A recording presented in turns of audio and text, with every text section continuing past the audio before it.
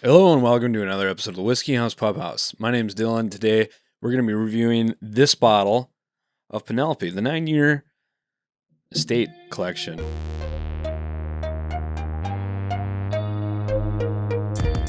So the estate collection is actually made up of like 3 bottles. I think there's this one of course, 9-year. There's a 10-year, or there's some single barrels going on. And then an 11-year wheat whiskey, varying SRPs and stuff. This one is just under 90. I've heard of it in the high 80s. I think I got this at like 90 something, but they should be under 100. It's just 9-year MGP. Now, obviously, last year, if you don't know, Penelope was acquired by Luxco and the Ross and Squibb company.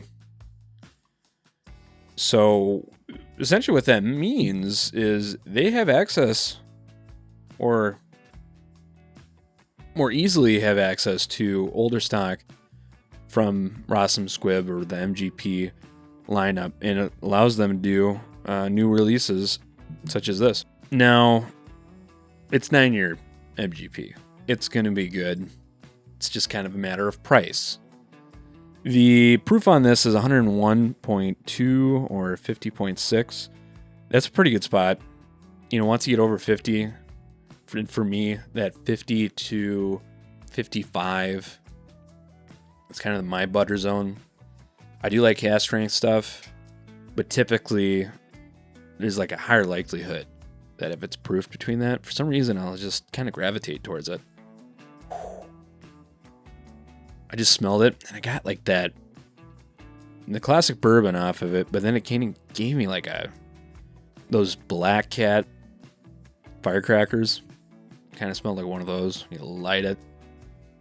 It's got that black powder and a little zest to it. It's pretty good. There's been a lot of reviews. I think the general consensus is this is a great bottle. If you like that classic, older, age-stated MGP, which there's not much to dislike about it. I think it's just more the pricing on them. That's what people aren't drawn towards, especially if they have a secondary. The Rios in the past have been super sought after, marked up, jacked up. This one seems like it's been more wider release, because it is.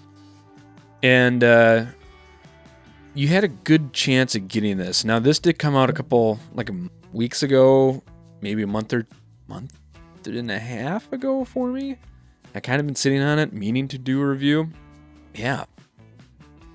What else is there to say about this? The estate collection, I guess as a whole, the 11-year wheat whiskey, not a wheated bourbon, wheat whiskey. So the predominant grain is wheat. At least 51% of it is wheat.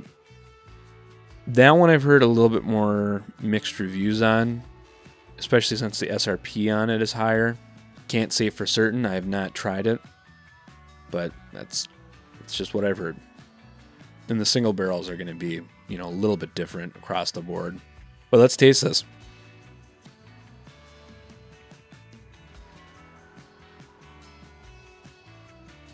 Kind of got a little bit of a red fruit flavor to it. What do they call? What's another name for red fruit? Is it like not stone fruits? I'm thinking stone fruits encompasses like cherries and like dragon fruit and like just anything with pits in them, which is a crazy. If you want to sound smart or that you have expertise like I do in tasting, throw around stone fruit or red fruits. That'll throw a net over anything you're missing.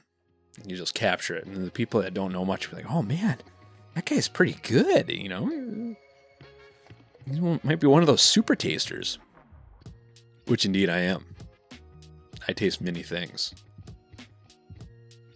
Doesn't mean I can pick out anything.